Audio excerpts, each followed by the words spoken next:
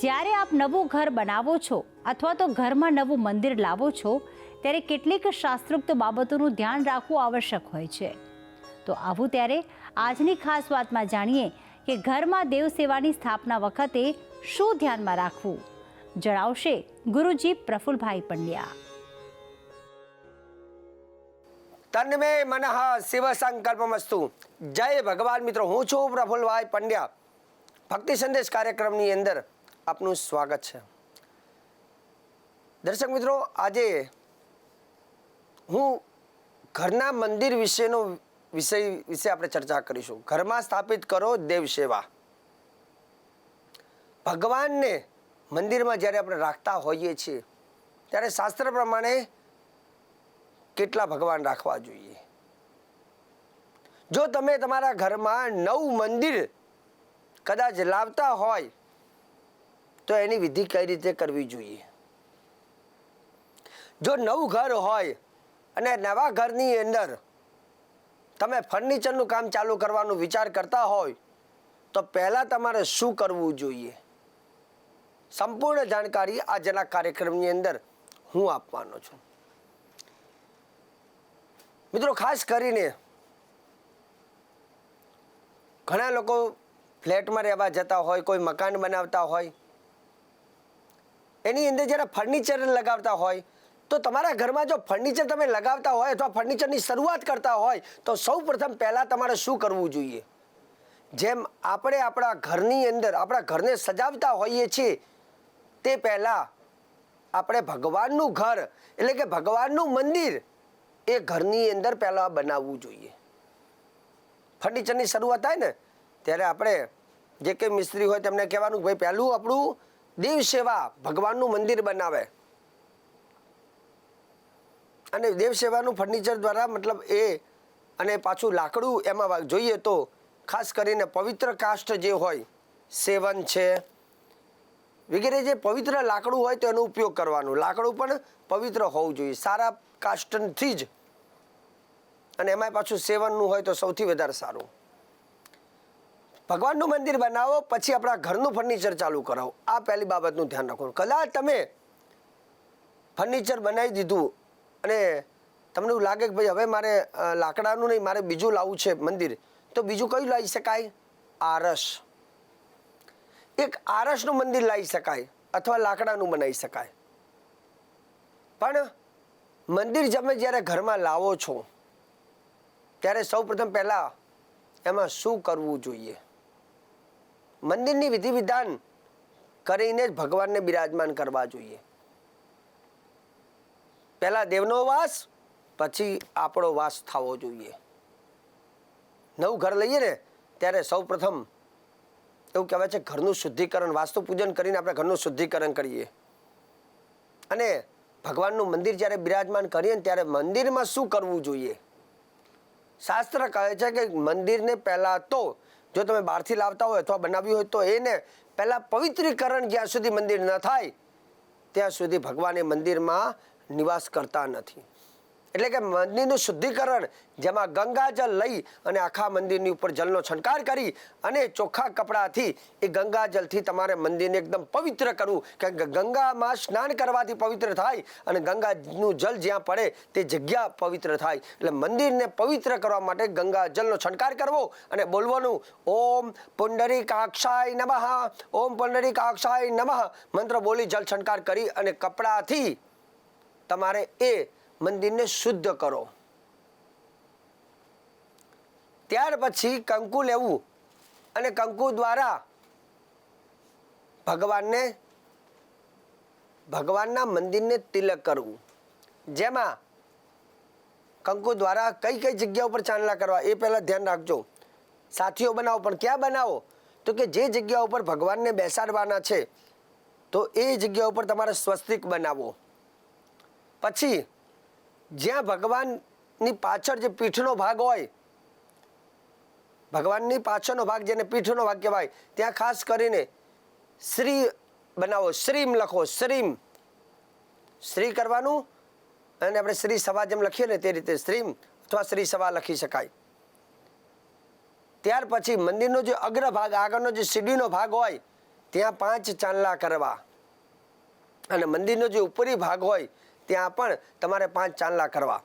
2 દાણા ચોખારથી તમારે વધાવવું અને ફૂલનો હાર મંદિરને પહેરાવવો.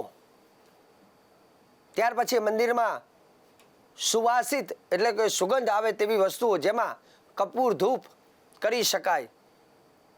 કપૂર ધૂપ કરવાથી એ સુગંધિત જગ્યા બને છે. અને ત્યાર પછી આટલું કર્યા પછી મંદિરનું શુદ્ધિકરણ થયા બાદ રેશમી કપડું, લાલ કપડું કદાચ મળે તો એ પાથરવાનું અને એની ઉપર તમારા ભગવાનને બિરાજમાન કરવા. હવે રહી વાત કયા ભગવાન બિરાજમાન કરવા, તો હું શાસ્ત્ર પ્રમાણે હંમેશા વાત કરીશ. શાસ્ત્ર પ્રમાણે એવું લખ્યું છે ઘરની અંદર પંચાયતન દેવ અવશ્ય હોવા જોઈએ. જેમાં પંચાયતમાં પહેલા આવે છે ભગવાન ગણેશજી અને એમના 2 પત્ની રિદ્ધિ અને સિદ્ધિ, એ પહેલા મૂકવા. ખાસ કરીને કઈ રીતે મૂકવા, તો કે તમારી સામે મંદિર છે ને તમારો જમણો હાથ જે બાજુ આવે ત્યાંથી શરૂઆત કરવાની. જમણા હાથથી શરૂઆત કરવાની, ડાબી બાજુ તરફ લઈ જાય એ રીતે. તો અહીંયા ભગવાન ગણેશજીને તમારી સામે, મંદિરની સામે પ્રથમ ગણેશ અને 2 પત્ની રિદ્ધિ સિદ્ધિ. ત્યાર પછી પંચાયતમાં બીજા દેવ આવે છે. તમારા કુળ દેવ અથવા કુલ દેવી જે હોય એને મંદિરમાં સ્થાન અવશ્ય આપવું જોઈએ. આ દેવતાઓને તો શાસ્ત્ર પ્રમાણે સ્થાન આપવું જ જોઈએ. તમે તમારા કુળદેવ અથવા કુળદેવીને ભૂલીને બીજાને સ્થાન આપો તો યોગ્ય નથી. કેમ કે કુળદેવી એ કુળના મા અને બાપ છે, માતા પિતા જેને કહેવાય. કુળદેવ અથવા કુળદેવી જે હોય તો એને તમે સ્થાનક આપો. ત્યાર પછી ખાસ કરીને લક્ષ્મીનારાયણ ભગવાન અથવા બાલમુકુંદ લાલાની સેવા રાખી શકો. ચોથા નંબરે નવગ્રહનું યંત્ર રાખી શકાય અથવા સૂર્યદેવ રાખી શકાય. અને ત્યાર પછી 5મા નંબરે ભગવાન ભોલેનાથ, શિવજી રાખવા જોઈએ, શિવલિંગ રાખવું જોઈએ. અને એમાંય વિશેષ પારાનું રાખી શકાય. તો આ ભગવાન તો હોવા જ જોઈએ. એની સાથે હનુમાનજી મહારાજને પણ રાખી શકાય, કેમ કે દ્વારનું રક્ષણ કરવા માટે હનુમાનજી હોય છે. શંખ અને ઘંટડી રાખવું જોઈએ. આનાથી વિશેષ આટલા તો હોવા જોઈએ. વિશેષમાં તમે કદાચ કોઈ દેવને માનતા હોય, કોઈ ગામ ટોળાનો દેવ હોય, અથવા વિશેષ તમારે જે ભગવાન ઉપર વધારે આમ આસ્થા હોય તો એ ભગવાનને પણ તમે સ્થાન આપી શકાય. એમાં કોઈ ચિંતાનું સ્થાન નથી. પણ બને ત્યાં સુધી એક ભગવાનના વિશેષ ફોટા અથવા વિશેષ મૂર્તિઓ ન રાખવી. એક રાખવાનું બધું. જેમ આપણા ઘરમાં પરિવારમાં આપણે બધા સભ્ય એક હોય ને, ઘરમાં એક બધા હોય વધારે સારું. બહુ વધારે 2 હોય તો એ લગ્ન કરે 2 પત્ની હોય તો ઘરમાં માહોલ કેવો થાય. એમ શાસ્ત્ર પ્રમાણે દરેક વસ્તુમાં એક રાખવું, એક ફોટો, એક મૂર્તિ રાખવી. તો આ તો ચોક્કસ આપણે કરવું જોઈએ. બીજા નંબરની વસ્તુ, એક ઘરમાં ઘણી વખત શું થાય કે છોકરો નોખો ઉપર જાય અથવા એક ઘરમાં 2 રસોડા થાય એટલે 2 મંદિર નોખા કરે. બને ત્યાં સુધી જે પરિવાર ભેગો હોય ને તો પરિવારમાં વધારે 2 મંદિર ના કરવા. એક ઘરમાં એક જ મંદિર રાખવું. જેટલા મંદિર નોખા કરો છો પરિવાર નોખો થાય છે. ઘણા લોકો તો એવું કહે છે કે ભાઈ મંદિરમાં અમારે આ ભગવાનથી આ ભગવાનને નોખા કરવા જોઈએ, વચ્ચે પારી કરે, વચ્ચે કંઈક બીજું આડું કરે, એક મંદિરમાંથી 2 ભાગલા પાડે. જેમ આપણો ઘરમાં પરિવાર હોય, છોકરાઓ હોય અને ભાગલા પડે તો મા બાપને ના ગમે. ભાઈઓ ભેગા રહે ને, બધું પરિવાર ભેગો રહે એટલું સારું. શાસ્ત્રમાં ક્યાંય ભાગલા પાડવાનું મહત્વ નથી. તો મંદિરની અંદર બધા ભગવાનને એક જોડે રાખવામાં, કેમ કે ભગવાનનો એક પરિવાર થાય છે. જેમ આપણું એક ઘર હોય ને આપણે બધા પરિવારમાં ભેગા રહીએ ને એટલું સારું. ભાગલા પાડીએ ને એટલું મન તૂટી જાય છે, નોખા પડી જાય છે. તો બને ત્યાં સુધી શાસ્ત્ર પ્રમાણે જ હું વાત કરીશ.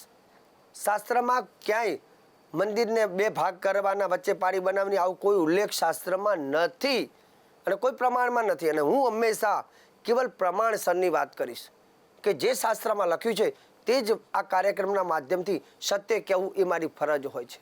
બને ત્યાં સુધી મંદિરમાં બધા જ દેવી દેવતાઓને એક સરખા રાખો, ભેગા રાખો અને રોજ નિત્ય એની આરાધના સેવા કરવી જોઈએ. બીજા નંબરની વસ્તુ, જ્યારે મંદિર કરો ને ત્યાં મંદિરની ઉપર ઘુમ્મટ, જે ઘણી વખત શિખર હોય છે, તો મંદિર ઉપર શિખર ન રાખવું જોઈએ શાસ્ત્ર પ્રમાણે. જેમ કોઈ ગામનું મંદિર હોય તો ગામના મંદિરની ઉપર ચોક્કસ શિખર હોવું જોઈએ અને શિખરની ઉપર ધજા હોવી જોઈએ અને ધજાની ઉપર આકાશ ખુલ્લું હોવું જોઈએ. પણ એ વસ્તુ અલગ છે. તમારા ઘરની મંદિરની વાત કરીએ છીએ ત્યાં પણ આપણે એક ધાબુ હોય છે, આકાશ નીચે ડાયરેક્ટ આકાશ દેખાતું નથી, એટલે ઘરના મંદિરનો નિયમ થોડોક અલગ બતાવેલો છે કે બહારનું મંદિર તમે કરતા હોય તો ત્યાં ઘુમ્મટ અને ધજા ચોક્કસ રાખવી જોઈએ, પણ ઘરનું મંદિર હોય તો એની ઉપર ઘુમ્મટ રાખવાનું નથી લખ્યું, મતલબ ઘુમ્મટ ન રાખવો જોઈએ આવું પ્રમાણ છે, મતલબ કે ઘરના મંદિર ઉપર શિખર ન રાખવું જોઈએ. તો દર્શક મિત્રો, મંદિરને લઈને સુંદર મજાની માહિતી, લગભગ આજની માહિતી ઘણી બધી તમારા માટે ઉપયોગી બની છે અને હંમેશા આવી જ માહિતી હું આપતો રહીશ, પણ જે માહિતી આપીશ શાસ્ત્ર પ્રમાણે આપીશ, શાસ્ત્રમાં પ્રમાણ હશે અને વાત એકદમ સત્ય હશે. તો દર્શક મિત્રો, આવા કાર્યક્રમને સદૈવ આપ નિહાળતા રહેજો. મને આપી દો રજા. જય ભગવાન.